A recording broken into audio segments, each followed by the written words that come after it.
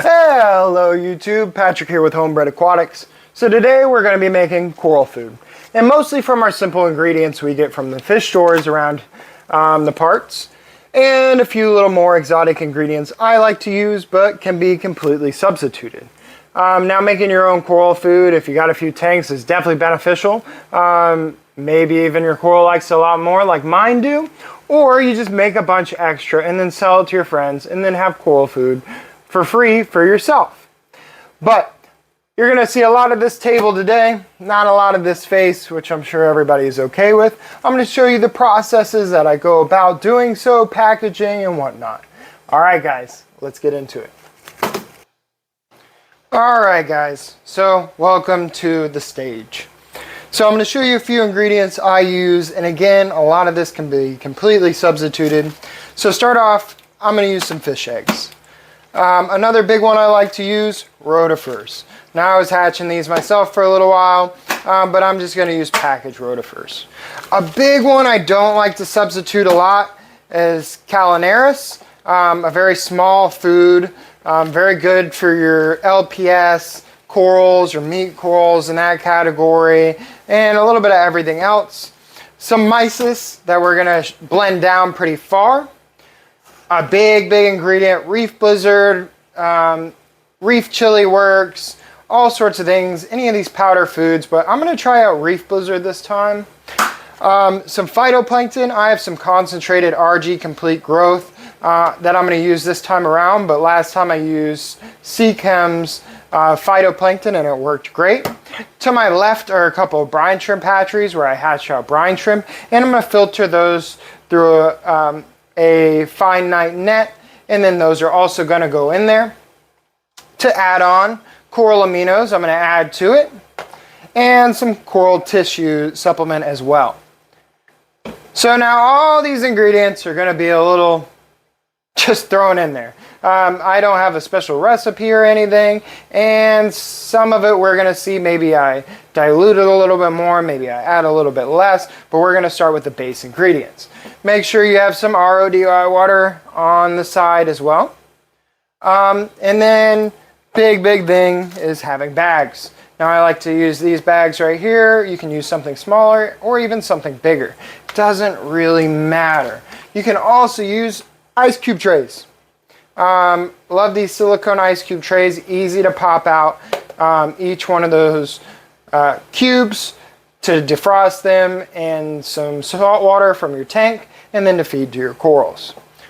So last but not least, I'm just going to use a blender for this one. You don't need a food processor for this because a lot of the food is already super small. I'm going to start off with the frozen mysis to blend that down pretty good. Otherwise, you could use a food processor. I use a food processor when I make my other foods for my fish to blend those down because they come in much heartier. But, all right, let's get started and crack things open. This is kind of where it gets simple. So first off, we're just going to add in our mysis into our blender.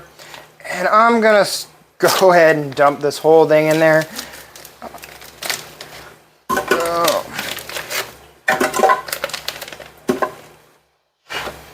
One thing I want to note about, you want to keep things as cold as you can in here. Keep it pretty frozen, don't let it fully defrost. So working fast is important.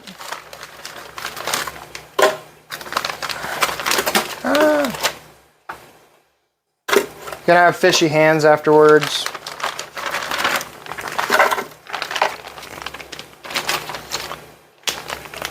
I'm gonna save this little bit for my fish today. I'm going to add this whole thing of Calinaris.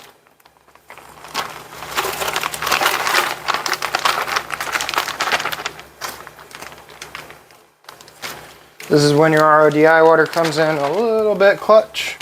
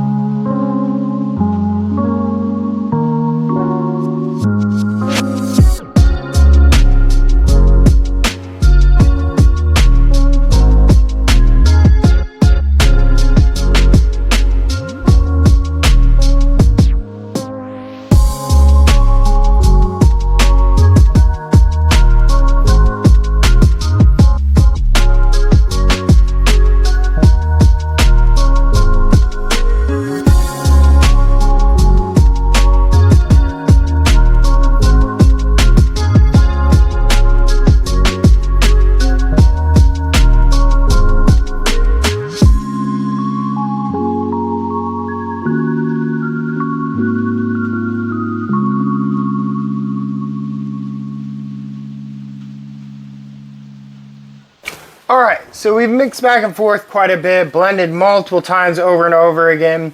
Now the last stage we're gonna do here before packaging is I am gonna throw it back in the blender. And since I have so much, I obviously have to make a few batches in the blender. Blend it up really good, and then we're gonna pour it straight into the bags. And I'm gonna kind of show you what you're looking for thickness wise. And then I place these in the freezer, and I'm gonna show you how I do that as well.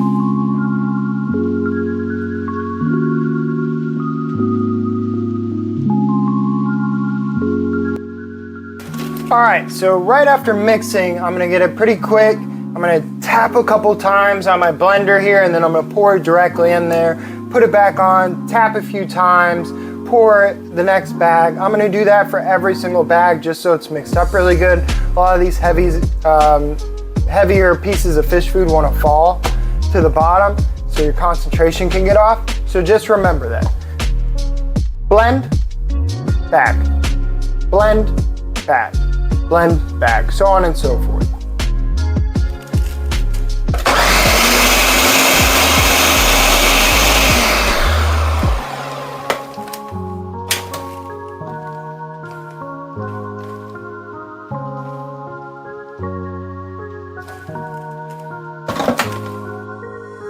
Now I'm not filling these bags a lot because I want it to be thin.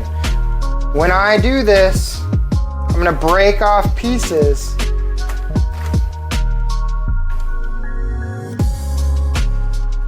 These thin little pieces over time. I'll let the air out.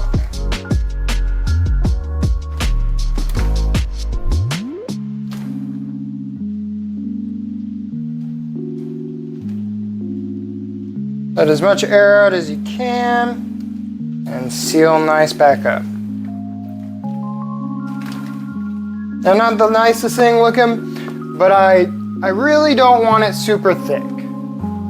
I'd say this is probably an 1/8 of an inch, maybe even a 1/16 of an inch thick. Now here's the key to this. Before you start laying these into your freezer, you're gonna wanna grab some parchment paper. Grab some parchment paper and then layer them. Otherwise they will freeze together because we have a little bit of water on here.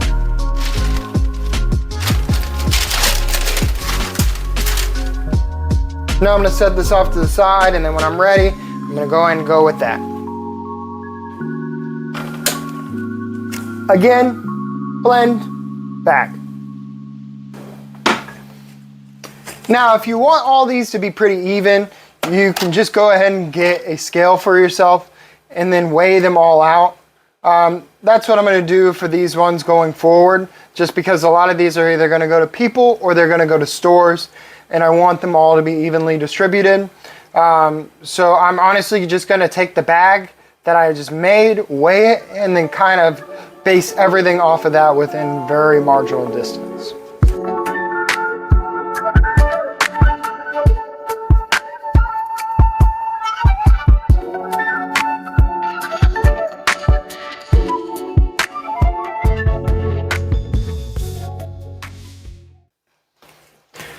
All right, so I blended it up, made, let's see here, 1, 2, 3, 4, 5, 6, 7, 8, 9, 10, 11, 12, 13 bags. So I'm gonna take my total cost, which I'll tally up for you guys, and then I'm gonna divide it out, and I'm gonna add a little bit. I'm gonna basically subtract my bags from it and then mark it up that much. So all I'm really doing is making my own coral food for free, and then I'm gonna sell all this rest off for that rest of that price. But yeah, you're just gonna watch a little time lapse of me go through this, parchment paper over it, and we're gonna chuck it in the freezer, go and freeze.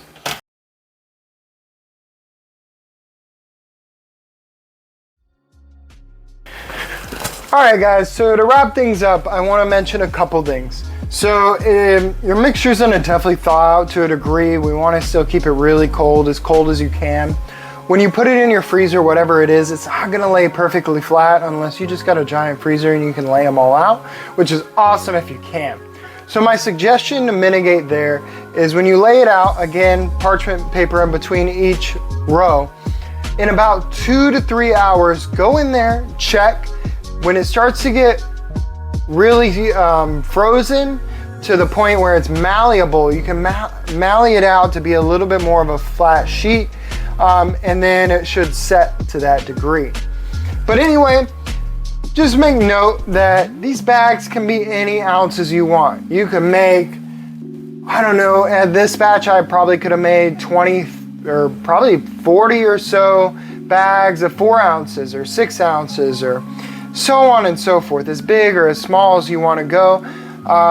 And then just divide those up by how many you made them and what your cost was and how many you want to keep versus you want to sell. Be reasonable about it. Make sure you look at, if you're selling it to a fish store or to people, what are they realistically paying for fish food for, other things for, because you need to be in that market of it. You can't have this astronomical price for your coral food, but at the same time it isn't all in one and really easy to use. So just make it reasonable. But I hope you enjoyed it. If you have questions about it, I don't really think there's much of a science to how I do this. But there can be, and if you have an ingredient list, please share it with me. I'd love to just take a look at it, see what you do differently. And I look forward to my fish food video for fresh and for saltwater. All right, thanks everybody. Appreciate it. Bye.